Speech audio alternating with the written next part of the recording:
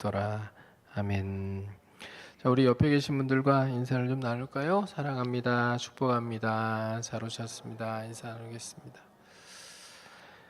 자, 오늘은 읽은 말씀을 중심으로 해서 12장 1절부터 15장 4절까지 진행되는 막간, 제일 긴 막간 삽입 장면의 첫 번째 환상 이야기를 함께 나누려고 합니다. 우리는 현재 이런 현실 속에서 살아가고 있습니다. 기독교 신앙은 시대적으로 볼 때 뒤떨어진 것으로 사람들에게 생각되고 있고요.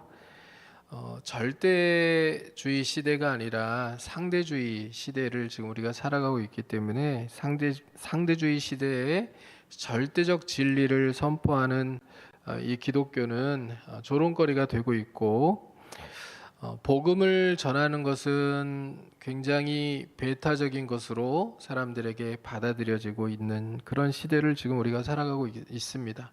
그렇기 때문에 교회의 영향력은 점점 더 작아지는 것처럼 보이고, 아니 존재 자체로 공격을 받고 있는 것 같아요. 성도들은 신앙을 드러내는 것 자체가 부담스러운 그런 시대를 살아가고 있는 중이죠. 그러니까 병원이 세상에 많은 건 좋은 일인데 교회는 세상에 왜 이렇게 많은지 모르겠다, 이렇게 세상 사람들이 이야기하는 그런 시대를 우리가 살아가고 있다는 겁니다. 상대적인 가치를 존중하고 또 이해해 줘야 되고, 또 그것들을 받아들여주고 배려해 줘야 되는 게 이게 이 시대의 매너라고 생각되는 시대에 예수 그리스도 외에는 구원이 없다고 절대적인 복음을 외치고 진리를 외치는 것이 너무 편협하고 배타적인 것으로 사람들에게 여겨집니다. 그래서 공개적으로 복음을 전하고 또 공개적으로 내 신앙을 드러내며 살아가기가 참 어려운 그런 시기를 우리가 지나가고 있다고 생각이 돼요.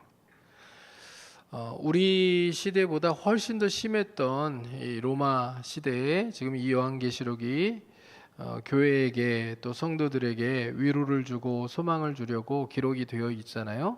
그러니까 이 시대를 살아가던 성도들은 또 이 시대대로 굉장히 큰 어려움과 고난의 상황 가운데서 질문을 던졌고, 또 우리 시대에는 우리 시대대로 우리들도 하나님 앞에 동일한 질문을 던지며 살아가는 것 같아요. 교회가 무엇입니까? 성도란 무엇입니까? 우리는 이 믿음이라는 것을 가지고 어떻게 살아야 합니까? 믿음이라는 걸 가지고 세상을 살아가는 거, 그것만이 정말 하나님이 원하시는 일입니까? 이런 질문들을 우리가 던지며 산다는 거예요. 로마 시대 성도들처럼. 근데 오늘 우리가 던질 수 있는 그런 질문들에 대한 답을 하나님께서는 이 막간 장면에 있는 7개의 환상들을 통해서 답을 주고 계시는데요. 우리가 그 장면들을 하나씩 살펴보자는 얘기입니다. 오늘은 첫 번째 환상에 대한 이야기들을 우리가 나누게 되는데요. 오늘 본문의 환상은 한 여인이 해산의 고통을 겪는 장면으로 시작합니다. 자, 12장 1절을 한번 보시면 이렇게 기록이 되어 있습니다. 같이 한번 읽어봅니다. 하늘에 큰 이적이 보이니 해를 옷 입은 한 여자가 있는데 그 발 아래에는 달이 있고 그 머리에는 12별의 관을 썼더라. 2절이요. 이 여자가 아이를 베어 해산하게 되매 아파서 애를 쓰며 부르짖더라. 아멘. 한 여인의 해산에 대한 이야기가 이제 이 장면의 시작인데요. 근데 이 이야기는 단순한 출산 이야기가 아닙니다. 이 환상 자체는 구속사 전체를 압축하는 복음 그 자체입니다. 이 환상 안에 교회의 정체성과 또 사탄의 저항, 그리고 하나님의 보호라고 하는 주제가 다 담겨 있어요. 그러니까 교회란 무엇인지, 교회의 정체성에 대한 이야기, 그 다음에 교회를 대적하는, 교회가 지금 왜 이렇게 어렵고 힘든 상황 가운데 놓이게 되었는지 교회를 대적하는 세력들의 존재에 대한 이야기, 그 다음에 그런 세력들로부터 교회를 보호하시는 하나님의 보호하심에 대한 이야기가 이 1절부터 6절까지의 내용 가운데 다 담겨 있다는 겁니다. 그래서 하나님께서는 이 환상을 통해서 무엇을 우리에게 메시지로 주기를 원하시냐면, 지금 어려운 시기를 살아가고 있는 동안에도 우리가 싸우고 있는 영적 싸움의 실체를 알고, 우리가 어떤 존재인지를 알고, 우리를 대적하는 존재가 어떤 존재인지를 알고, 그럼에도 불구하고 우리가 하나님의 보호하심 가운데 거하고 있다는 것을 믿고 살아가라고 메시지를 주고 계시는 거예요. 우리가 이제 본문을 좀 자세하게 들여다보면서 이 세 주제에 대한 이야기들을 하나씩 살펴보기를 원합니다. 자, 먼저 하늘에 큰 이적이 보이니라고 본문이 시작이 되는데요. 큰 이적이라는 표현은 단순히 신기하고 놀라운 장면을 뜻하는 것이 아니라 하나님께서 하늘의 시각을 통해서 이 땅의 현실을 해석해 주시는 중요한 상징적인 계시를 가리킬 때 이 표현을 사용합니다. 즉, 하나님께서 원하시는 것은 우리가 이 땅의 시선을 가지고 땅의 일들을 해석하는 것을 바라는 것이 아니고, 우리가 하늘의 시선을 가지고 땅에서 일어나는 일들을 해석하기를 바라셔서 환상들을 주고 계시는 거예요. 그러니까 우리가 이미 앞서서 11장부터 살펴봤잖아요. 하늘에서는 이미 싸움이 끝났어요. 하나님의 나라가 완성되었고 사탄이 패배하여 땅으로 쫓겨났잖아요.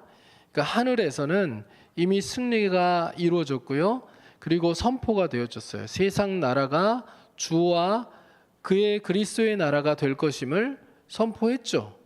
그리고 이제 땅에서 그 일들이 선포된 대로 이루어질 차례예요.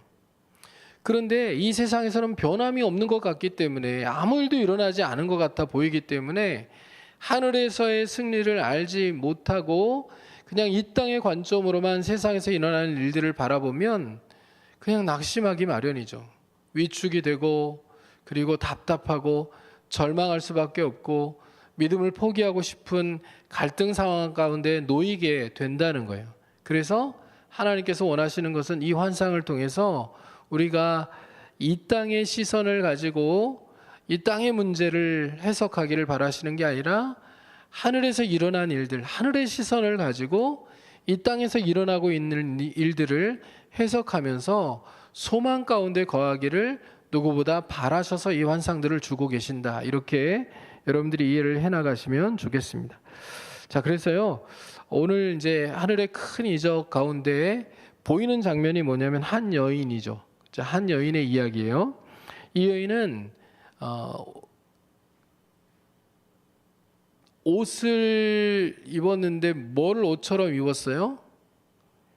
예, 해는 뭡니까? 해는 해죠. 태양을 얘기하는 거예요. 태양을 옷 입은 여인이에요.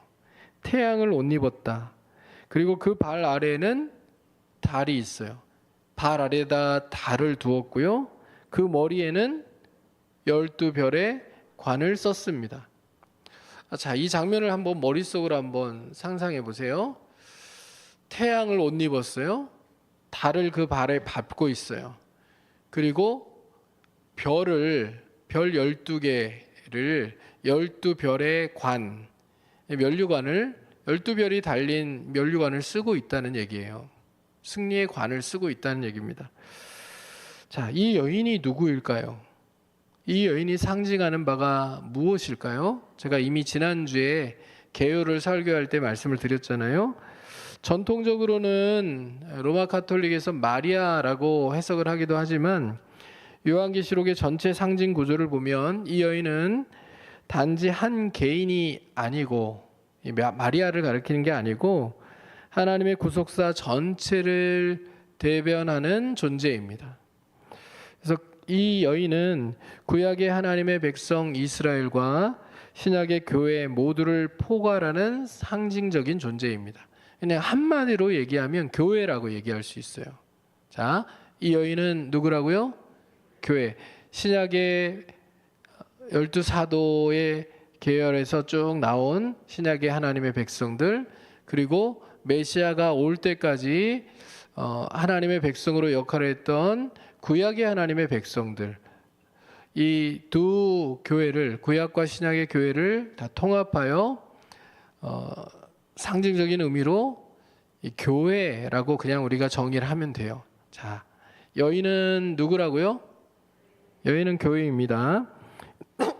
근데 이 교회가요, 해를 입었다라고 돼 있어요. 해를 옷 입은 것처럼 해를 입었어요. 어떤 의미일까요? 해를 입었다는 것은요, 성경에서 이 해는 하나님의 임재와 정의, 치유의 상징으로 자주 사용되거든요. 그러니까 해를 입었다는 얘기는 하나님의 영광과 생명의 빛으로 둘러싸여 있다는 것을 의미하는 겁니다. 그러니까 이 여인은 하나님의 영광과 생명의 빛으로 둘러싸여 있어요. 옷을 입고 있어요. 그러니까 보통 여인입니까? 아니죠. 교회는 어떤 존재예요? 하나님의 영광과 하나님의 생명의 빛으로 옷을 입은 존재가 바로 교회라는 거예요. 자, 그 다음에 그 발 아래에 뭐가 있어요? 달이 있죠. 달이 있다라고 하는 이 표현은요, 성경에서 달이라는 것이 인간의 불완전성과 또 세상의 변화무쌍함을 의미하는 것이거든요. 자, 그런 달을 발 아래 뒀다는 것은요, 이 여인이 세상의 혼란과 변화 속에서도 흔들리지 않고 서 있다는 것을 의미하는 것입니다. 즉, 그녀는 세상 질서에 지배받는 존재가 아니라 세상을 다스리는 하나님의 질서 안에 있는 존재라는 것을 말하는 거예요. 이는 교회가 세상의 변화에 따라서 이리저리 흔들리는 그런 존재가 아니라 진리 위에 선 영원한 공동체라는 것을 의미합니다. 교회는 어떤 곳이어야 되느냐? 교회는 세상의 가치와 변화에 흔들리는 존재가 아니라 그것을 딛고 서 있는 공동체여야만 한다는 거예요. 그러니까 진리 위에 서서 이 진리에 있어서는 절대로 타협하지 않고 흔들리지 않고 굳건하게 서 있어야 되는 존재가 교회라는 존재라고 지금 성경이 말을 하는 거예요. 여러분, 교회가요, 진리에 있어서는 절대 타협해서는 안 됩니다. 맞죠? 세상에 어떤 일들이 일어나도 진리에 있어서는 타협하면 안 돼요. 지금 계시록의 교회들이 진리에 있어서 타협할 위기에 놓여 있는 상황들 아닙니까? 적당히 믿어. 왜 그렇게 목숨 걸고 믿어? 적당히 황제에게 고개도 숙이고 적당히 우상에게 고개를 숙인 척하면 살 수 있잖아. 다 먹고 살려고 하는 건데 생명을 잃으면 무슨 소용이 있어? 목숨은 지켜야지. 왜 그렇게 목숨 걸고 예수를 믿어? 그거 바보 같은 짓 아니야? 이게 교회 내에서도 성도들 사이에 마음이 나누어지게 만들 만한 그런 큰 유혹으로 작용되던 시대가 바로 계시록의 상황 아닙니까? 그러니까 그렇게 살면 돼요, 안 돼요? 안 된다는 거예요. 진리에 있어서 우리가 타협하면 됩니까? 안 됩니다. 진리에 있어서는 타협하지 않아야 하는 겁니다. 근데 항상 분별해야죠. 이게 진리인지 아니인지.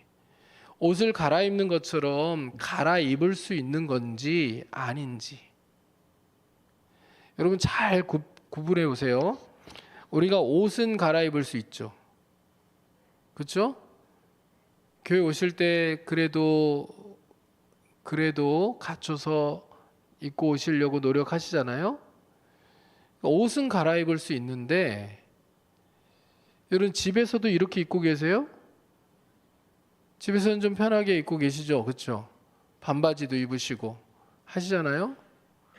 근데 교회 올 때는 옷을 갈아입고 오시잖아요. 옷은 갈아입을 수 있는데 여러분 피부를 벗겨가지고 갈아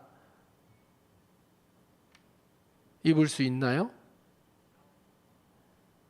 그러니까 이게요, 교회 내에서도 구별할 게 있다는 거예요. 시대적 상황에 따라서 옷처럼 갈아입을 수 있는 것들은 있습니다.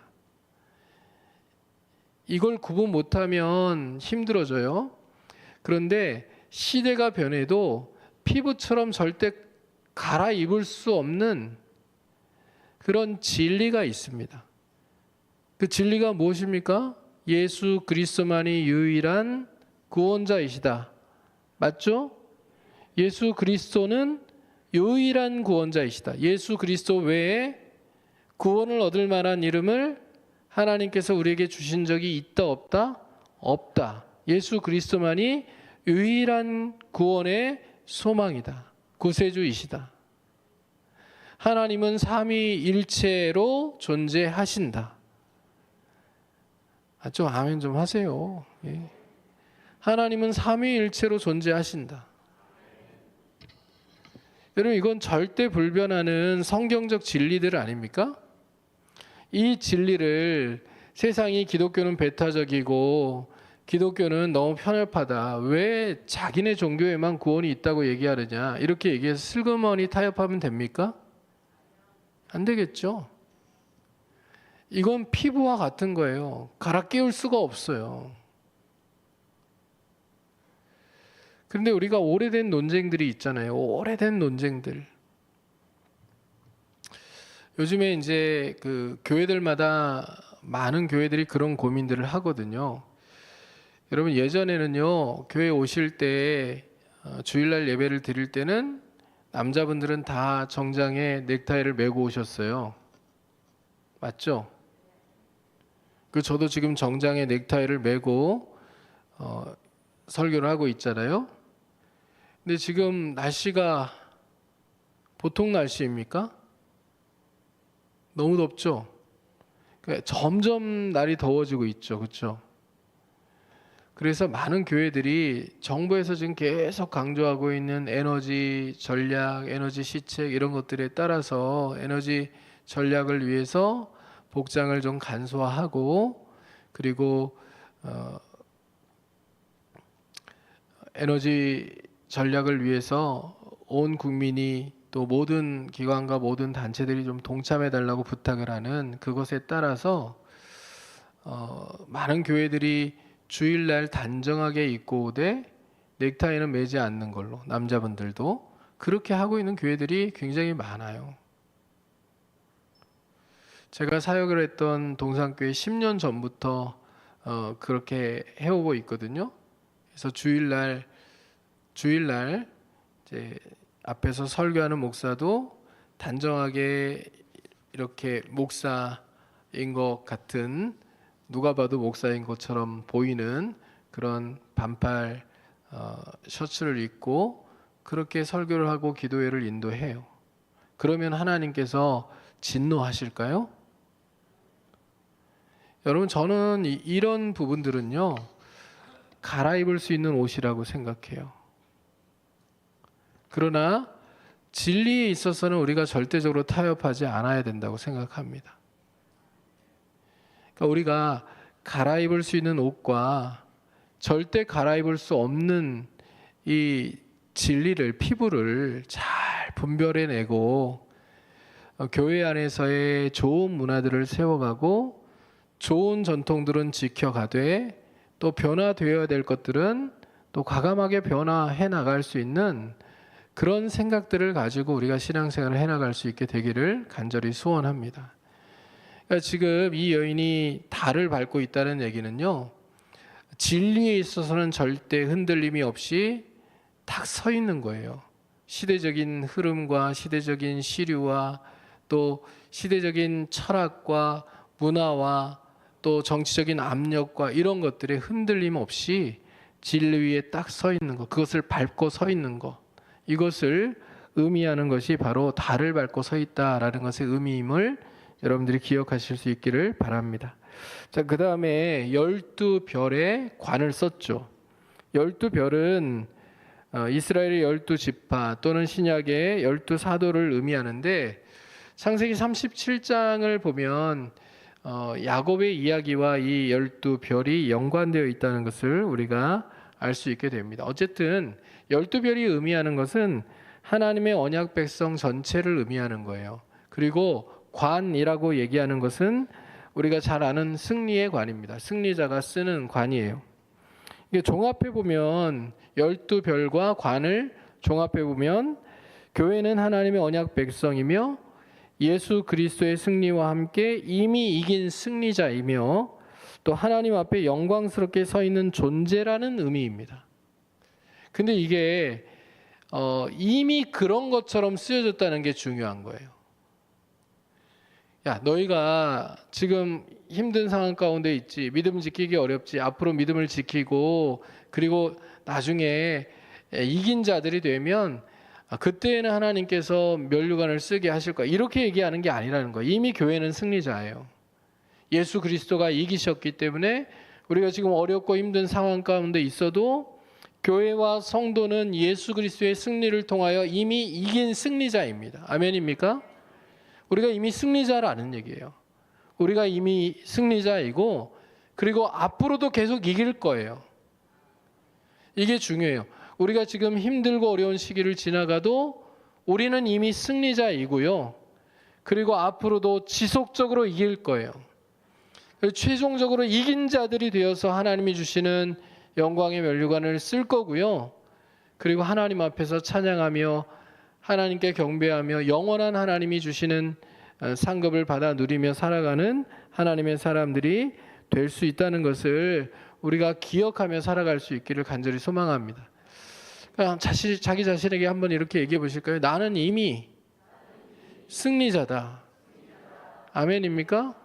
힘들어도요, 지금 우리가 어려운 시간들을 지나가도 우리는 승리자예요. 자, 그 다음 구절, 그 다음 이야기가 바로 우리가 승리자다라는 것을 증명해 주는 이야기들이거든요.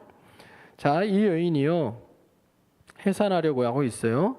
근데 해산의 고통은 단지 그냥 출산하기 위하여 겪는 그 고통을 얘기하는 게 아니라요, 이스라엘 역사 전체가 메시아의 오심을 위해서 감당한 구속사적인 인내와 기다림을 의미하는 겁니다. 그리고 그렇게 이 여인이 이제 아이를 이제 낳으려고 하는 그 장면에서 다음 이적으로 넘어가게 돼요. 자, 요한이 이어서 두 번째 이적을 보게 되는데 3절입니다. 3절 말씀 같이 읽어보겠습니다. 하늘에 또 다른 이적이 보이니 보라, 한 큰 붉은 용이 있어 머리가 7이요 뿔이 10이라.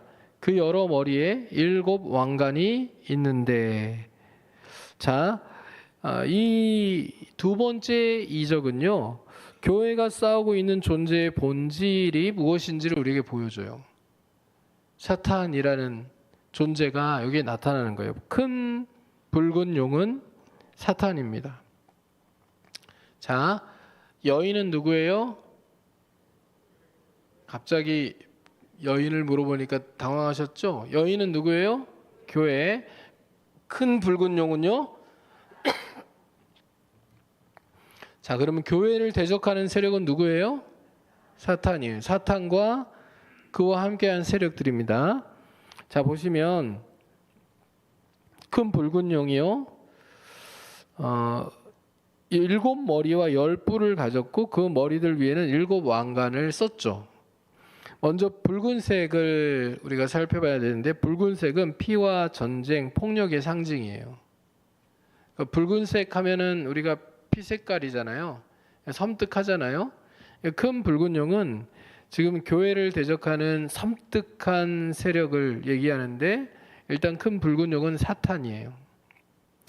자, 이 존재는 단지 악한 감정이나 추상적 유혹을 얘기하는 게 아니라 실체화된 악이에요. 타락한 천사, 하나님을 대적하는 명백한 세력, 존재를 의미하는 겁니다.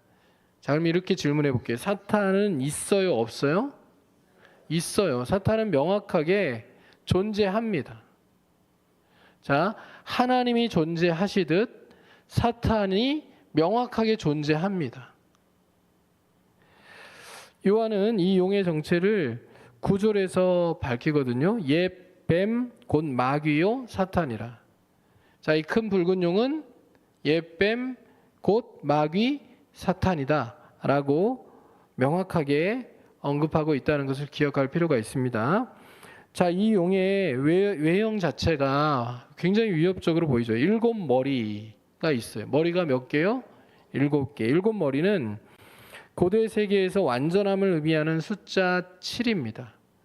7을 담고 있잖아요. 그 7머리는 의미하는 게 뭐냐면 당시 지금 이 요한계시록이 쓰여지는 그 당시에 로마 제국을 포함한 제국들을 의미해요. 여러 나라들을 의미합니다. 그 당시에 여러 나라가 아니라 세계 패권을 장악하고 있었던 그 나라들을 얘기하는데 이게 시대적으로도 그대로 적용될 수 있습니다. 7은 완전수잖아요.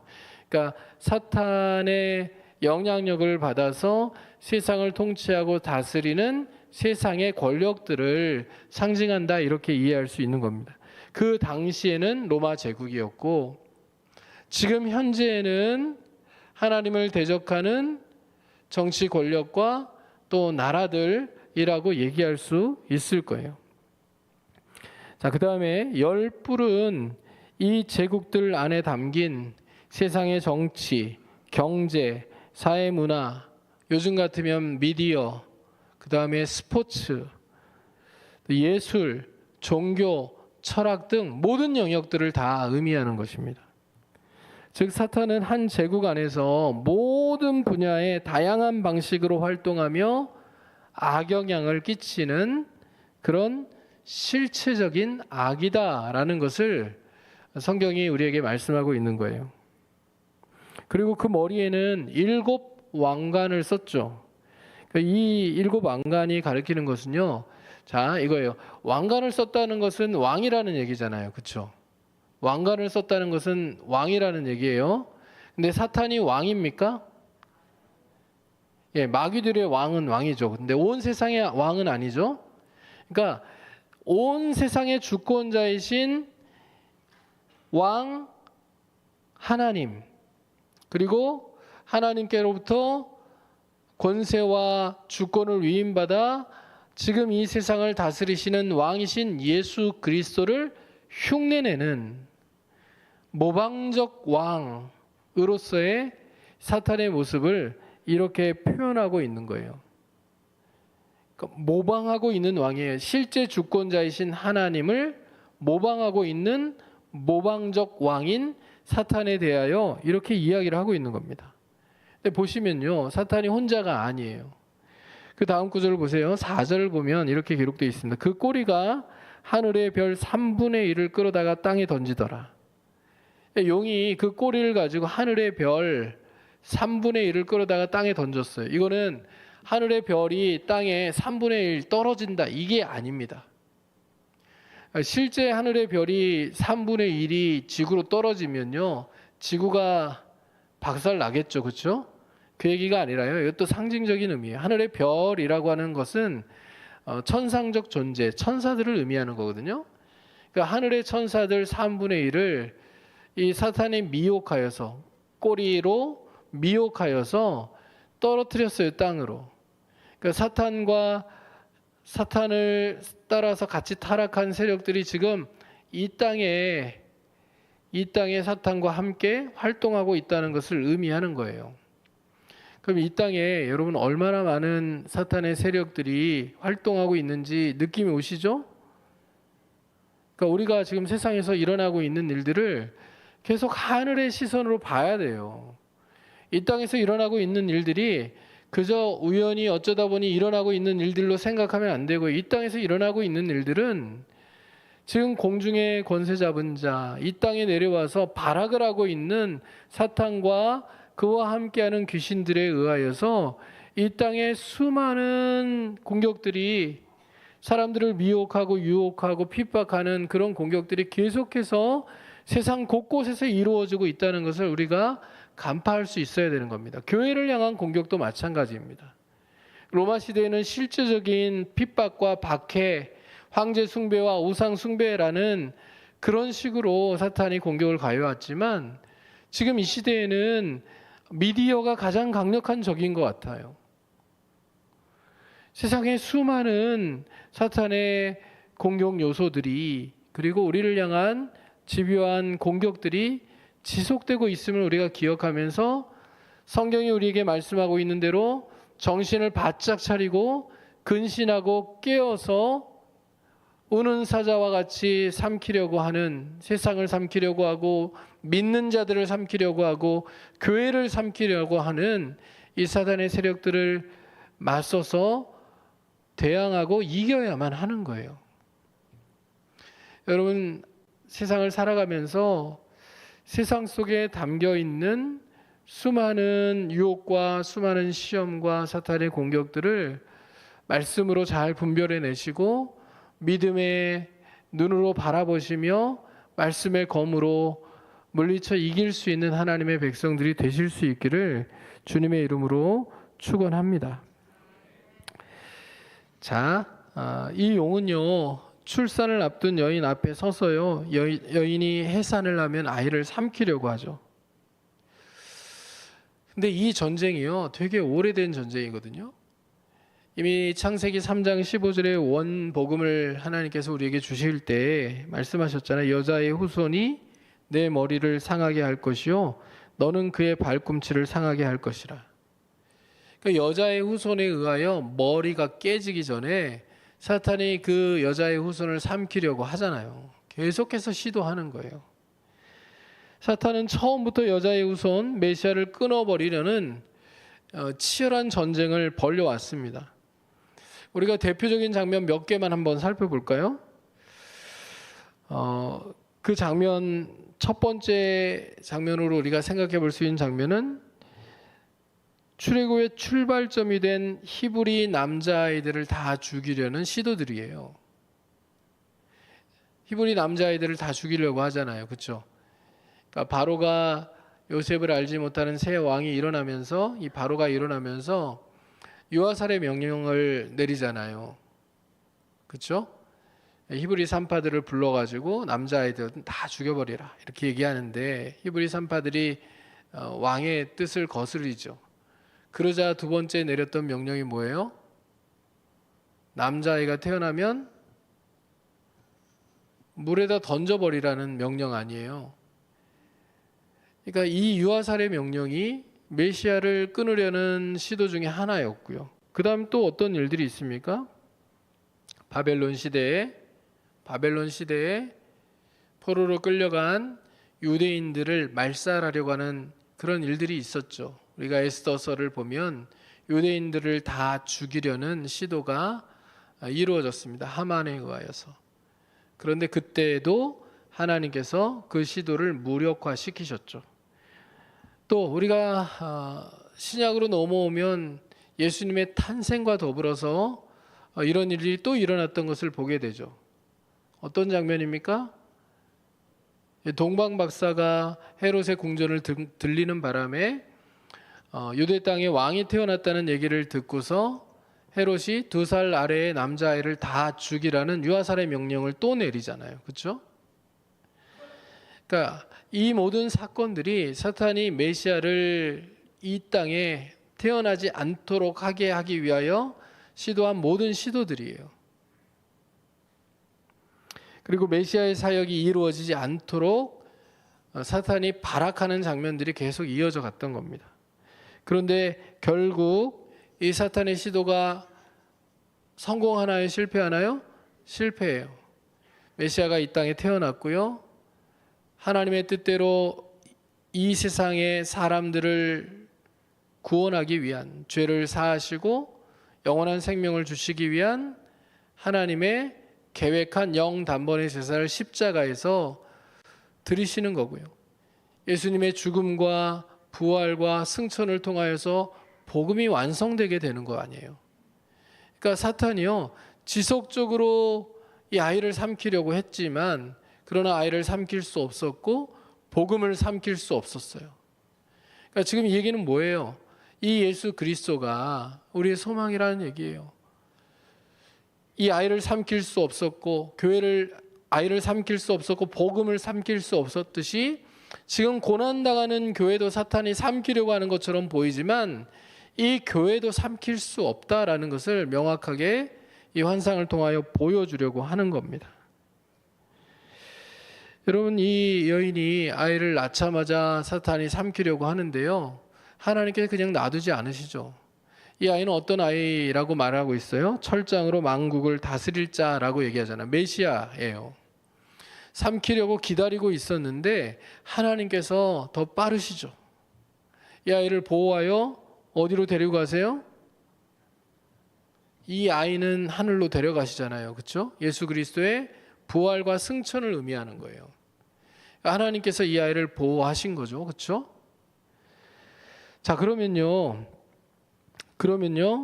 이 아이는 하나님께서 보호자로 데리고 올라가셨는데요, 교회는 이 아이를 통하여 하나님이 완성하신 복음 위에 서 있어요. 이 교회가요, 아이는 하늘 보좌로 올려가는데 이 땅에 남겨진 이 여인은요, 교회는요, 이 사탄에게 공격 목표물이 돼요. 사탄의 집요하고 강력한 그 공격을 받아내야만 하는 공격의 대상이 된다고요. 근데 이 여자가 사탄의 공격을 피하기 위해 어디로 갑니까? 광야로 가죠. 광야로 가요. 근데 오늘 성경을 보시면요, 광야로 이 여인이 도피했는데 이 광야는 사실 하나님께서 이 여인을 1260일 동안 양육하려고 예비하신 곳이에요. 이 광야에서 하나님께서 이 교회를 보호하십니다. 근데 현실은 어떤 현실이에요? 로마 제국 치하에서 목숨을 지키기도 어려운 현실, 변한 게 없는 것 같은 상황이에요. 눈에 안 보이지만 하나님께서 이 광야 같은 시간들을 보내고 있는 이 교회를 철저히 보호하시고 은혜를 베풀어 주시고 양육하셔요. 이게 보호하실 뿐만 아니라 양육하신다는 게 굉장히 중요합니다. 광야는 믿음이 성장하는 장소예요. 광야는 믿음이 성장하는 장소예요. 하나님이 우리의 믿음을 성장시키는 곳이에요. 광야에서 믿음이 자라나야 해요.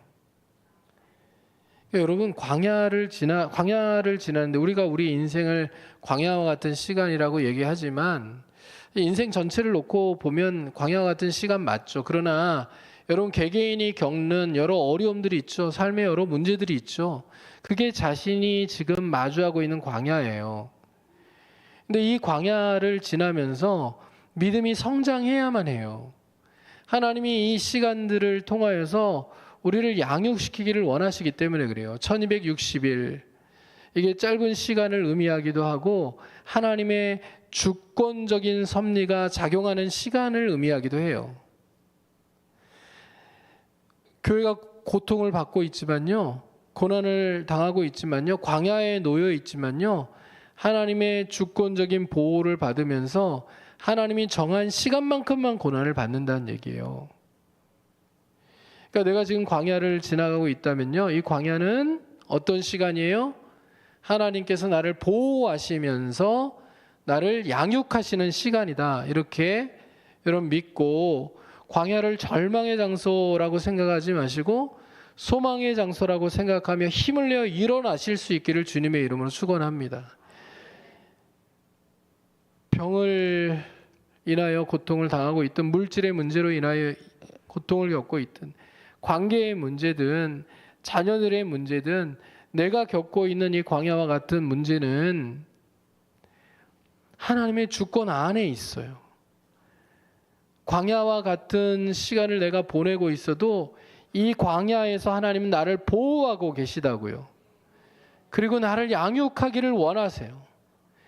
이 광야의 시간을 지나면서 우리가 온갖 불평과 불만 이런 것들을 늘어놓으면서 이스라엘이 광야에서 불평과 불만 가운데 무너져 내린 것처럼 무너지기를 원하지 않으시고요.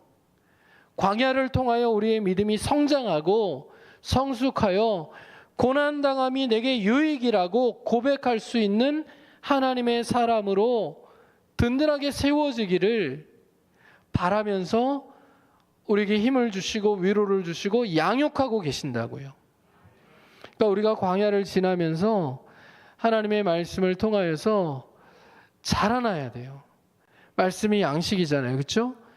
여러분 광야는 미드바르라고 얘기해요. 근데 하나님의 말씀은 다바르예요. 이 어근이 같아요. 이 광야에서는요, 하나님의 음성이 들려와요. 그래서 왜 믿음의 수도를 쌓는 사람들, 이런 사람들이 광야에 가서 하나님의 음성을 들으려고 노력했는지를 생각해 볼 필요가 있는 거예요. 인생의 광야에도 마찬가지예요. 그래서 제가 아픈 분들을 위하여 기도해 드릴 때 병원에 입원해 계시는 동안에 이 병상에서 하나님의 음성을 듣게 하시고,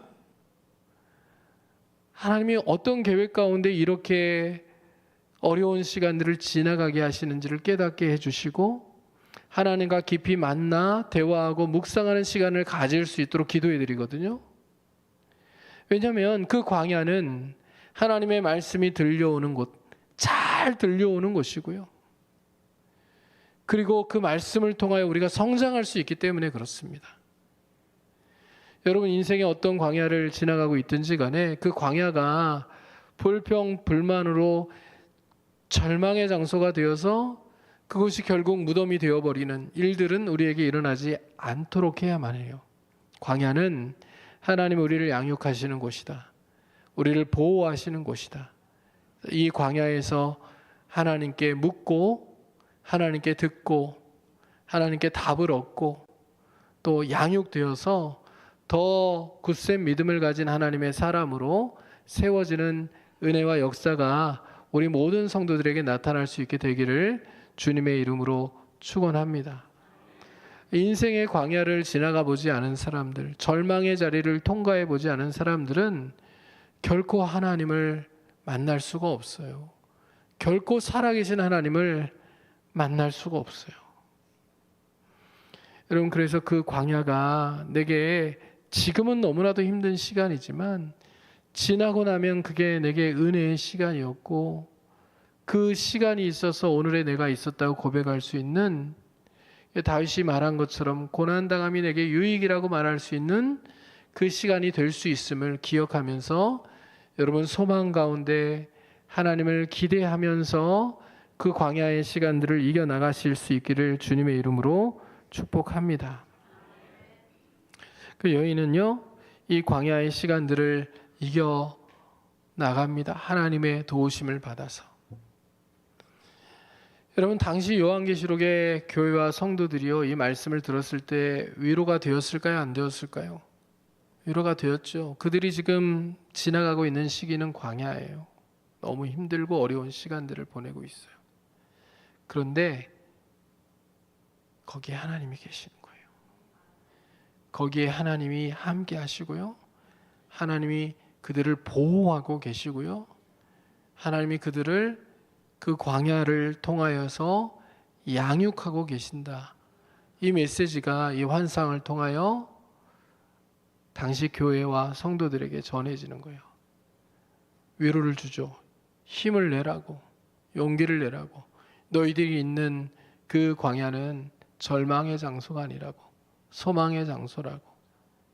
하나님이 너희들을 어떻게 인도하실지, 어떻게 보호하실지, 어떻게 더 단련하셔서 하늘의 시선을 가지고 땅의 문제를 해석할 수 있는 믿음의 눈을 갖게 하실지, 너희들이 기대하며 그 광야의 시간들을 하나님과 함께 견뎌가도록 그렇게 권면하고 있는 겁니다. 당시 소아시아 7교회 뿐만 아니라 많은 교회들이, 성도들이요, 너무나도 힘든 시간들을 지나가고 있었어요. 작고 연약해 보였고 로마의 거대한 힘 앞에서 이 교회라는 것이 다 금방 사라져 버릴 것 같은 그런 시기를 지나가고 있었어요. 많은 성도들이 고통을 겪고 있었고 복음을 지키는 것만으로도 목숨을 잃어야 되는 그런 상황 가운데 놓여 있었다는 거죠. 그러나 하나님께서는 그 모든 상황을 하나님의 시선으로, 하늘의 시선으로 해석해 주시는 거예요. 그리고 그 해석을 받아들이고 교회와 성도들이 하나님의 해석으로 이 땅에서 일어나는 일들을 바라보고 해석하기를 바라시는 거예요. 저는 우리 시대도 마찬가지라고 생각해요. 우리도 나름 믿음을 지키며 살아가기가 어려운 시기를 지나갑니다. 예수 잘 믿는 거 너무 힘든 일이에요. 내가 믿음의 대수가 2대, 3대, 4대가 됐기 때문에 습관적으로 예수를 믿는 거 그것도 힘든 일인데요. 근데 예수를 진짜 잘 믿는 것은 너무 힘들어요. 세상에 소리가 너무 많아요. 진리가 아닌 이 진리를 혼란케 하고 헷갈리게 만드는 세상의 소리들이 너무 많아요. 인기를 끈다고 하는 신학 강의나 또 설교 방송이나 유명한 설교자들도 왜곡된 복음을 선포하는 경우들이 너무 많아요. 신구약 전체의 조화를 보면서 진리로 가르쳐야 될 것을 이제 우리가 더 이상 지키지 않아도 되는 구약의 관습이고 구약의 습관이고 구약의 전통이라고 그렇게 치부해버리는 잘못된 가르침을 가르치는 경우들이 너무 많은 거예요. 그러니까 성도들이요, 믿음 생활 하는데 헷갈려요. 그런데 자기 소견에 옳은 대로 받아들이지 않아야 될 것도 내 마음에 들면 받아들여 버려요. 받아들여야 되는 진리도 내게 좀 거리낌이 있으면 피하는 거예요. 그러니까 듣기 좋은 것은 듣고 듣기 싫은 것은 거부하는 것. 여러분, 이런 믿음의 태도를 가지고 예수를 잘 믿는다는 것은 불가능한 일입니다. 여러분, 우리가 말씀 그대로 믿어야 돼요. 말씀 그대로 믿어야 돼요. 말씀을 그대로 전해야 돼요. 그리고 말씀 그대로 타협함 없이 아멘으로 받아들이고 힘들어도 순종하려고 노력하는 거, 그것이 하나님이 기뻐하시는 믿음 생활임을 우리가 잊어버리지 않았으면 좋겠어요. 여러분, 우리는 해를 입은 여인들입니다. 달을 밟고 서 있는 여인입니다. 12별의 관을 쓴 존재입니다. 이미 이긴 존재들이에요. 여러분, 교회와 성도들 모두가 다 세상을 살아가면서 어려운 광야의 시간들을 보낼 수 있겠지만, 그러나 그 가운데 하나님의 함께 하심을 기억하고 하나님이 우리를 양육하여서 이 고난의 시간들을 통과한 후에 정금 같은 믿음으로 하나님께 영광을 돌리는 하나님의 백성들이 되게 하실 것을 믿으며 우리가 광야를 정말 누구보다도 더 유익하게, 누구보다도 더 아름답게, 누구보다도 더 하나님께 영광을 돌리며 그렇게 광야의 시간들을 견디며 나아가는, 승리하며 나아가는 하나님의 백성들이 될 수 있기를 주님의 이름으로 축원합니다. 여러분, 오늘날의 교회들도요, 우리는 그래도 유혹과 시험이라는 것들 때문에 어려움을 겪지만 실제 로마 시대의 박해와 같은 그런 박해를 받고 있는 그런 교회들도 하나님의 보호하심 가운데 여전히 살아남아서 힘있게 복음을 증거하고 또 부흥하고 있다는 것을 우리가 기억하며 살아갔으면 좋겠어요. 여러분, 제가 한 예를 들어드릴게요. 중국 서부 깊은 산악지대에 바이마 지역이라는 지역이 있대요. 크리스찬 투데이에 실린 기사거든요. 근데 오랫동안 외부 세계로부터 단절된 채 이 지역에 복음을 지켜내고 있는 그런 작은 공동체가 있다는 거예요. 교회 건물도 없어요. 자유로운 예배도 사실 없어요. 그러나 매주 산속 작은 움막에 모여서 이들이 찬양하고요. 어릴 적부터 암송한 말씀을 서로 나누면서 예배해요. 정부의 탄압과 감시로 예배를 드리는 도중에 끌려가는 일들도 있다고 해요. 그런데 그럼에도 불구하고 이 공동체가 지금까지 굉장히 오랜 기간 복음을 지키며 다음 세대를 계속 키워내고 있다는 거예요. 올 때마다 성경을 다 뺏어가고 그러니까요, 성경책이 없어요, 별로.